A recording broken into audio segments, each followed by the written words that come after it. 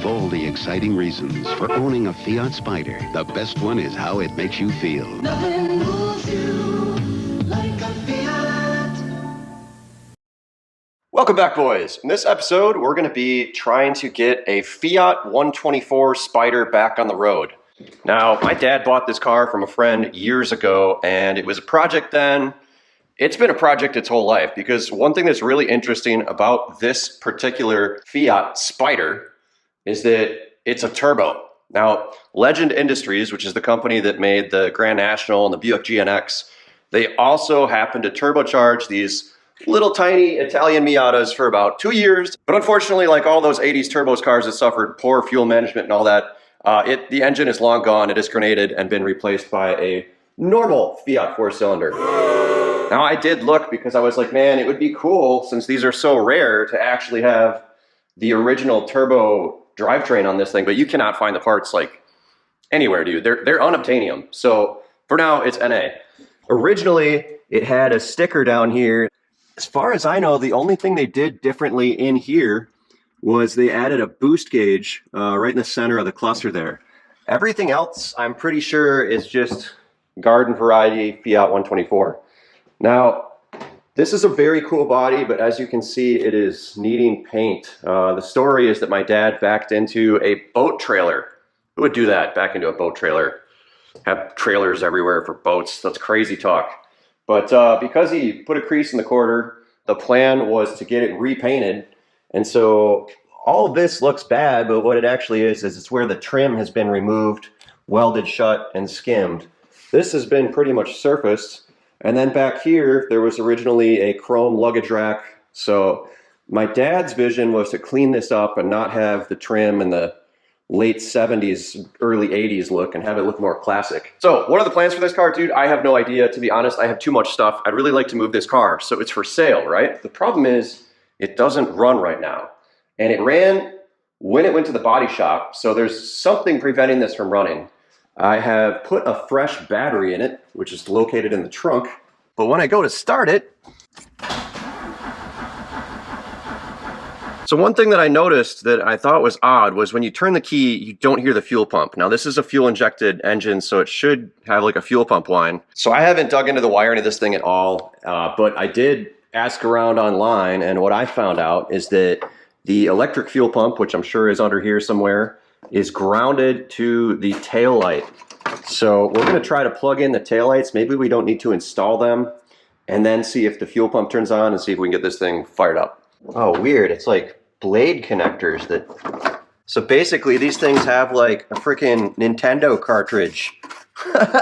That's hilarious. One that goes here. This has to flip like so. And this one plugs in like so.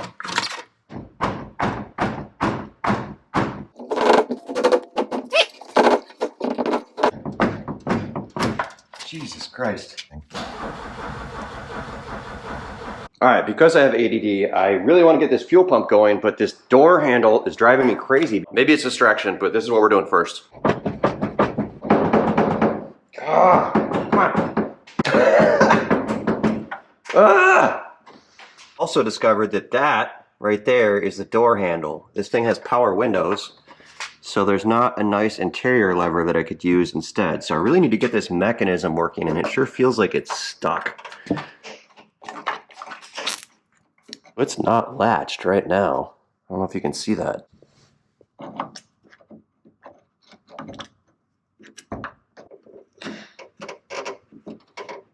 Well, after lubing it up and moving it back and forth a bunch of times, we have some satisfying action.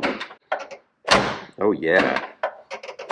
Down here next to the car, I'm going to show you what's going on under here. So I've had this thing for sale real cheap, and I've gotten offers like $1,200. Now, I get that these cars aren't worth much, but looking under here, there is no rust anywhere on this car, and they're usually really rusty turds. Like, all the suspension, all the mounts are just perfect. Like, this car has not seen winter. So it's crazy solid, and it's a rare turbo model, but like absolutely nobody wants it. And if they do, they want to pay like $1,200. And I'm like, dude, If it was like a rusty one, like every other one in the Midwest, totally fine, be gone. But because it isn't, I really want to sell it for a little more than that. And I think getting it running is the next step after getting that door working. I don't even know if there's a fuse box on this car. There has to be. Oh, no way. Okay. Ooh, we got some codes from A to N, but it doesn't say what fuse size it is or what they're for. That's neat. Glove box. Oh, great. That's nasty. We're just going to shove that back up. For now, this is not very exciting, but we are witnessing the death of this clock. It's starting to make grinding noises, and I don't see it moving. Wait, is this a wind-up clock? So I pulled fuses until I killed the power to that clock. I don't know what it is, but I hopefully don't let this bite me in the ass later and forget about it. Getting distracted by clocks that are dying. Apparently the fuel injection relay is underneath here somewhere. So we're gonna go to the other side of the car and see if we can get in. All right, so we're gonna learn what's going on in here together because I have never even been over here.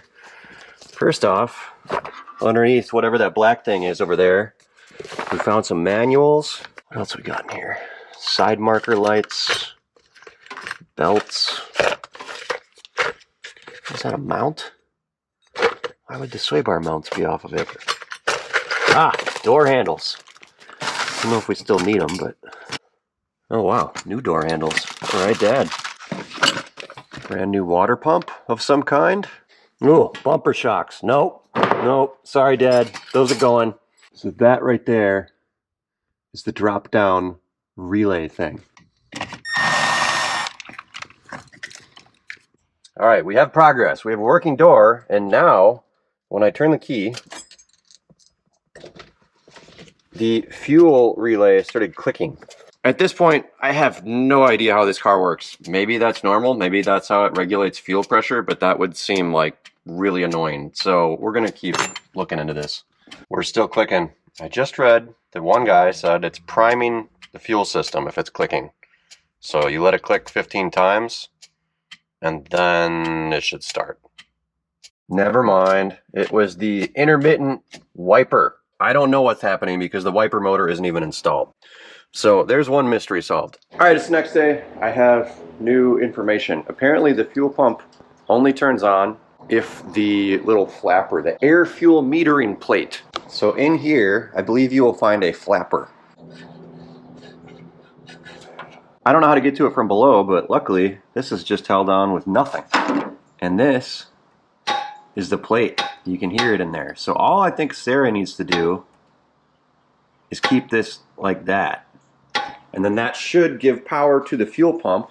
And then in the back here, I took all the crap out of the trunk to get to the fuel pump itself, which is right here. So we're just gonna throw a meter on it and she's gonna do the thing over there and we're gonna see if we're getting power back here. Key is in run. You twist that thing a little bit. You want me to twist it? I hear something. What is that? Where are we hearing something from? Like it's under there. I'll do it. You see if you can figure out where that noise is. Okay. It's something underneath, that's for sure. Yeah, it's like right under there. Oh, that is the fuel pump. It's down here. Let's see what happens. So there is power to the fuel pump, it's not the... Yeah, that is the pump. Okay. I don't have to do this now, do I? You might. Okay. Alright boys, I have no idea what I'm doing here, but I did take the distributor cap off, just check for corrosion. I don't even think this has points because it looks like there's an electric pickup right here. So I think we're still on to the fuel as being the primary culprit of this not starting. Alright, so I think we found a clue why the car is not starting. Sarah smelled gas and yeah, it's coming out pretty good. I just added fuel to the gas tank because when I turned the key, the fuel tank was showing 100% empty. Something is leaking. Oh my god, and that is destroying the paint on the floor here. Wow. See everywhere it's wet? Look at the paint. Wow. Oh, you mean from in the garage? Yep. Wow, it is just pouring out. That would explain why there was no gas in it. Yep. I thought that was cat litter down, like from the oil, but no, it's literally the paint eating up. Yep, the paint is just coming right off. Yeah, look at that. more. Oh my god. We need more towels here. Look at it, it's not even like it was on there very long. And it's just... That is wild. We really need to pull this car out of here. Yeah, do you want to just roll it backward a little? Yeah, we need to. Sure feels like an e-brake, son. Did we chalk it or something?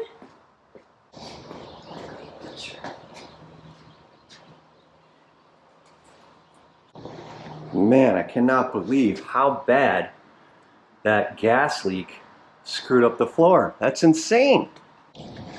So what we have learned is that the Fiat pours gas out of the bottom whenever you add gas to it. That's why it's not starting, because there's no gas getting to the engine, and the brakes are fucked up. But God, I cannot believe there's a whole section in there that we're not getting. I know, Rob. You're on camera, so I was just letting... And unfortunately for Sarah, I have to go load the Jaguar onto a flatbed because that car is gone. So Sarah, have fun doing this by yourself. I love my life. We're in the Northwoods HQ, and I've been leaf blowing and playing musical cars. It's time to say goodbye to the Project Jaggg. And I do love this car, but it has found a new home, and we're going to be sending it on its way. And side note, these are some of the coolest wheels ever that I just picked up. These are Enki Shoguns. They're directional, and they actually made right and left separate castings, so it doesn't look backwards on one side. Highly underrated wheels. They're for sale. All right, so to get this thing started, we have a quick disconnect right here. It's been sitting on a maintainer, so hopefully the battery is still pretty frosty. All right, last time starting the Jag. Let's see how she goes. Choke on.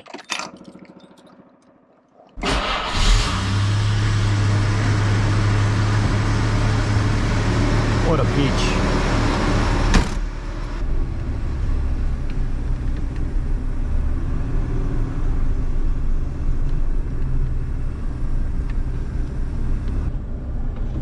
Oh, here we go.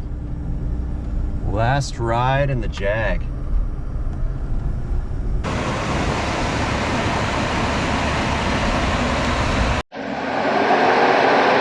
Bro, you're in third. You're in third. You're in third, not first. It should go. First is right. Just go straight up from there. Don't go over. Just go. Try that. It should go pretty good. This thing will do burnouts.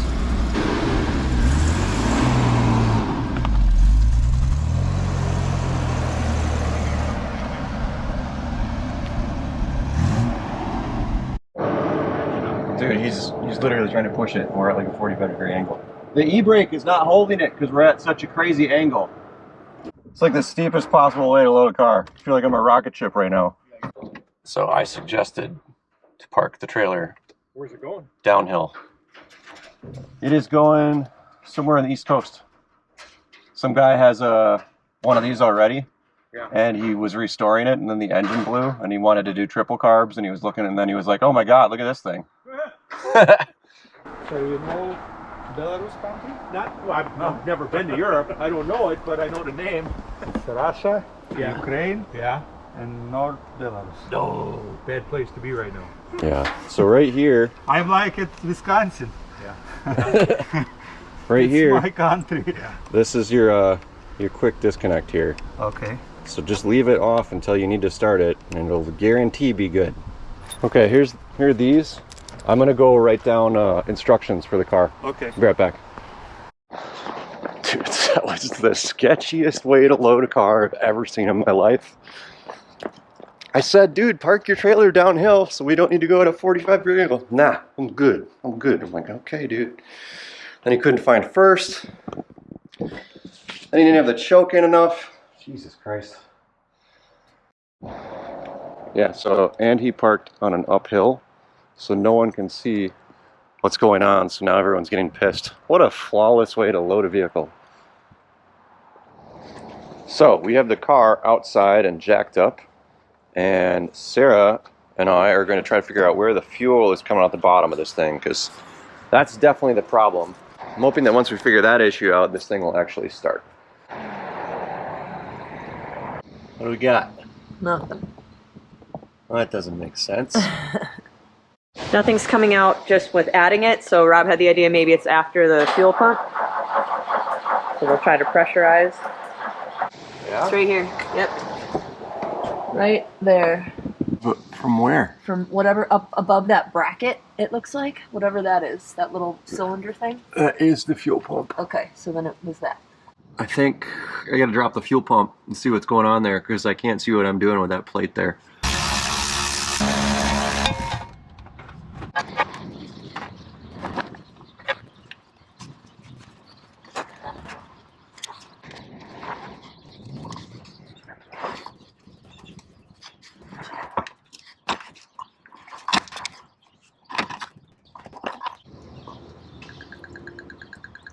All right, here's the issue. We're gonna try to replace this quick.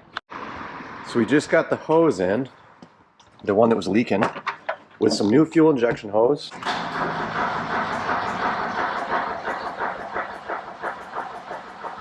Hopefully that oil pressure light goes out. Yep. All right, let's check under the car. Not seeing any more leaks, but there might not be much fuel left in this, so I think we're gonna dump some more in the tank and see what happens. I just tried to start it and I realized I should probably do this if I want it to maybe have the potential of starting.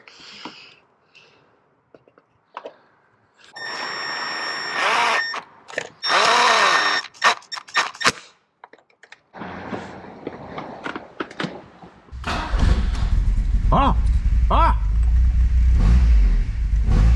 Yeah!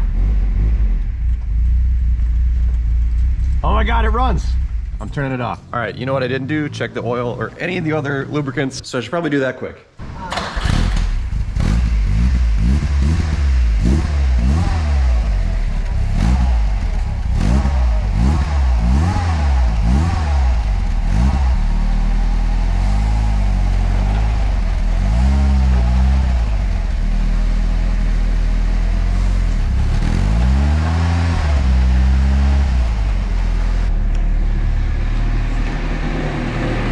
We got some smoke coming out of this side. It looks like it's mainly just oil burning off the exhaust.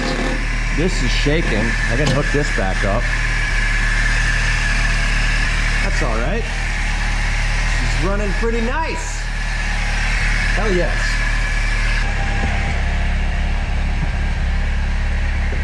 Why is it smoking so much?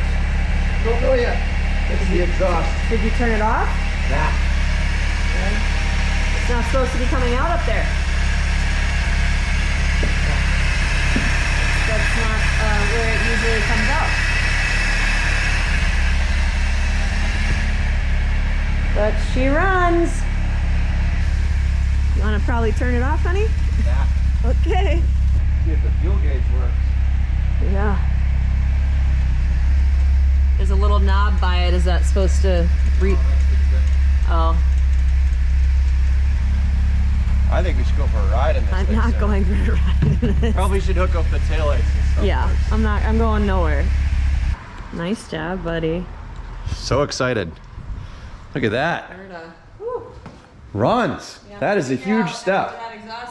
I'm wondering if the oil leaked out of the valve cover and got all over the exhaust here. It looks like it's coming out of this. Nope. It's literally just burning off of all that. Sure? Yeah, see Okay. how the motor's not running, babe?